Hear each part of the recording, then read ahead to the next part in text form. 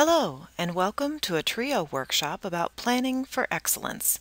Things you can do now, while a college student, to set yourself up for success. You may be thinking that excellence is something other people do, that you aren't the type or don't have the drive or the time. But let me share with you why it's important to your college life, your career, and your relationships in life. And let me introduce a few words that will help guide anyone toward excellence. Here's a tip. Make a flashcard for each of these 5 words and jot down notes about where you could improve or use any of them in your life. These 5 words were mentioned in a national news show, and the link is at the last slide if you'd like to review that. Although it was in the context of helping people who were looking for a job, it really applies in many areas. These 5 words can guide you in excellence in any situation, in school, in relationships, in your job or career, or even in your health. These are the 5 words: translate, observe, learn, connect, and communicate. Consider these as essential actions for your toolkit. All 5 are related, ongoing, overlapping, and continuous.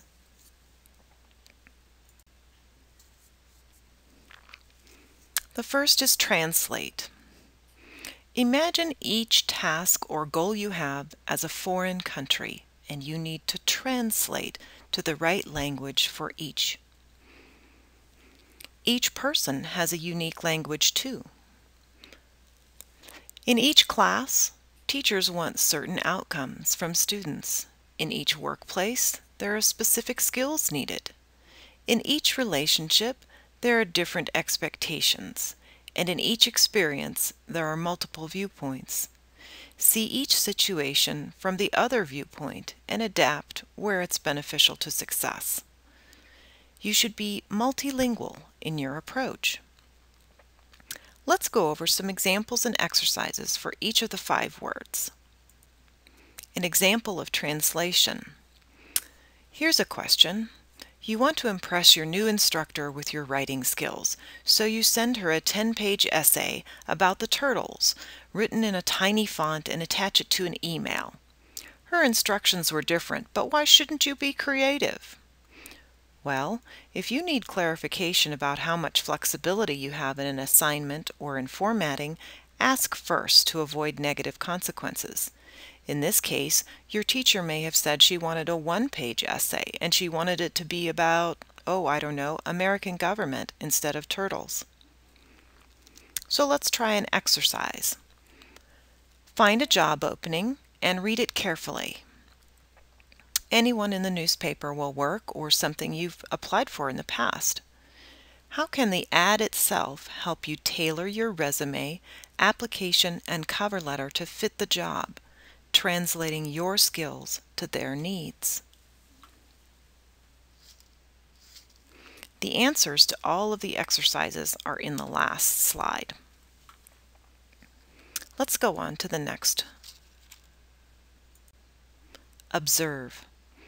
There's a lot of wisdom in watching for cues in new situations, new classes, or a new job. Because not all rules are spoken or written. An example might be appropriate clothing, words, habits, tools, or behavior. Those are rarely spelled out for you. And sometimes the question is whether you should fit in or opt out of awkward situations where you don't feel you fit naturally. Find a mentor, either within or outside your school or work, to help you get a grip on these unspoken rules. Do research to increase your comfort level or confidence. Always focus on the positive and observe possible improvements in processes.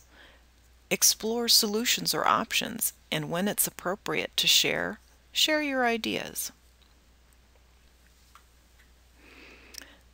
There's an old saying that unless you know what the rules are, you won't know how to break them properly. Let's look at some observation examples.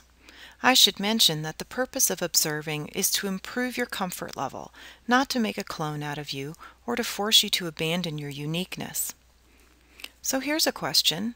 You show up for an interview for a job in a business suit, but everyone else there is dressed in coveralls. Did you make a mistake? The answer is, it depends, but normally no. You're putting your best self forward to get a job, so dressing up is expected of you. An exception would be in the case of a clothing safety issue, which should have been explained to you in advance. So here's an exercise. The next time you go to a restaurant, observe the staff. See how well they flow with each other. If you're impressed, tell them, and then learn those teamwork skills. They'll serve you well in the long run. The next word is learn. Education, formal or informal, is lifelong. School is an example of formal learning, but informal learning occurs all the time, so you might not even notice you're doing it. For example, you can prepare for a job search by researching the company in advance. You can always learn more about your topic, job, company, or friend by getting deeper or broader knowledge. You can read more, assign yourself some homework, read articles on leadership, resilience, or communication. Also, knowing key figures in your field or trends or the vocabulary of your particular interest. Explore a hobby or two, golf, dancing, photography, something unrelated that you want to learn. With both formal and informal learning, you can kick it up a notch by assigning yourself some additional reading or research. Let's try some examples for learning. Your job doesn't require an additional education or knowledge to find out on your own, and you won't get a raise for doing it, so why bother? The answer is that keeping your job is easier than finding a new one. So even if learning isn't required, you may even be able to get a promotion due to expanding your skill set. Showing you continue to learn is an important thing in any situation, not only in your career or in school, but also in your personal relationships. That's friends, work friends, or your special interest in life, your spouse, your boyfriend, your girlfriend. Here's an exercise.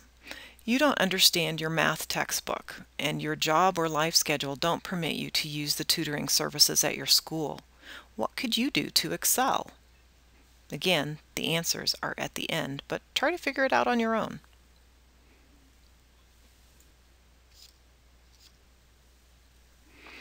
The next word is connect.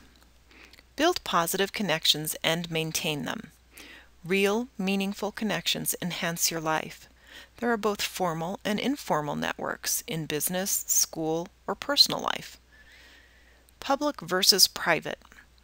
That's a big question. Social media has really changed the way we connect with people. You want to be really careful about how public you choose to make your life, because employers do look at this. So if you have concerns about your social media presence, there's another workshop on that here. You want to find common ground with people, even if they are totally opposite of you, and that is an excellent business skill. You want to offer sincere compliments and gratitude to people who help you along your way.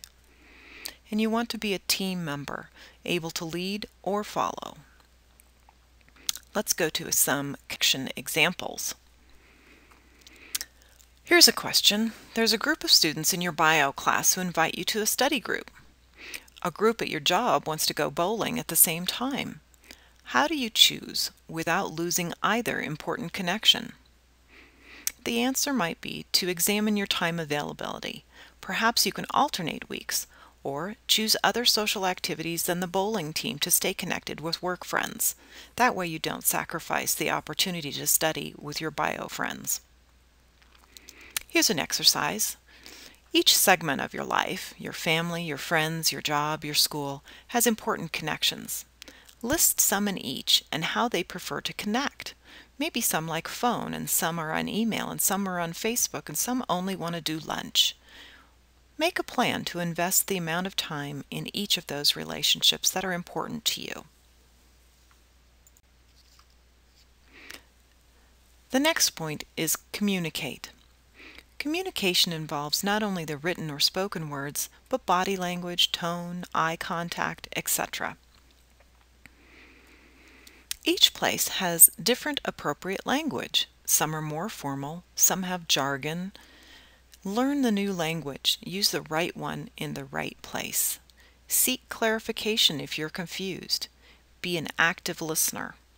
If you aren't familiar with the techniques of active listening or effective communication, there's lots of videos on YouTube and resources on Google. Check it out. It may help you in the next exercise.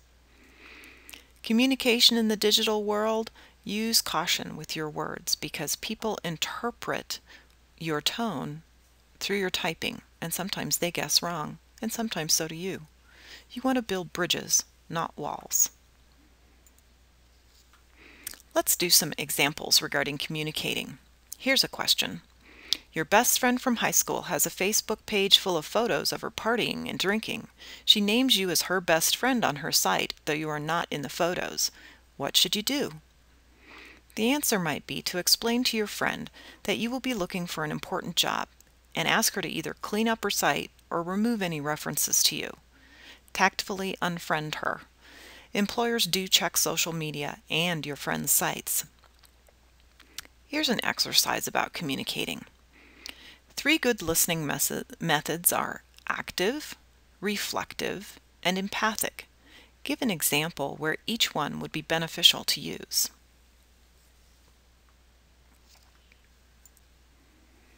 So all this sounds like a bunch of extra work, right? So why would anyone want to do that? Yes, we all have busy lives, but how many of the things we spend our time on really matter in the long run and help us achieve our dreams? How many of them are just time wasters? And if you limit those time wasters, you might have more than enough time to pursue excellence in the things that really matter. Why would you pursue excellence? Well, to get or keep a job, or to be promoted, to maintain relationships that matter to you, to optimize your health or finances, to overcome past issues permanently, to extract some valuable lessons from life the first time so you don't have to repeat them, to be the best you, to be a role model to others. This is particularly important to those of you who are parents, because you deserve your best life, so why not pursue it? Perfection is not attainable, but if we chase perfection, we can catch excellence. And that's a quote by Vince Lombardi. Okay, you've probably been wondering about those answers to the exercises, so here they are. Translate. Here's the answer. You can use the same words in the job ad, cover all of the things they mention, and show you are a good fit. Observe. Good teamwork in a restaurant looks like a ballet. You can see and hear when it isn't working easily. Learn. Find resources that are free online, or form a study group. Ask an instructor for help. Get old math textbooks if you aren't understanding the current one. For connect, connections can be calls, letters, emails, events, meeting for lunch, coffee, group, or one-on-one. Use whatever works. Communicate. That's important in life, school, work, everything. Active. That means paying attention. Don't plan your response while they talk. Have eye contact. Don't be distracted. Don't be looking at your smartphone. Reflective means to rephrase back to the person to clarify that you understand what they're saying. And empathic means that you're building understanding. You may not agree with what they're saying, but you value what they're saying and you understand it. In other words, to get and keep a job, you need to do more than just get by or do the required work. Learn the skill of doing more while you're in school. It'll pay off. Excellence is really just doing more of the right stuff. This habit of doing more will help you in your personal relationships with your family and with your friends. In the journey of doing more, you will also learn what you love to do, and hopefully you'll choose to share that passion with others. The trick of excellence is making a plan, working toward it, knowing what is expected, and then going a little beyond that. Here's that link to the original conversation with Dana Ticktin-Koplik on ABC News. I hope you've enjoyed this presentation. Thanks for watching.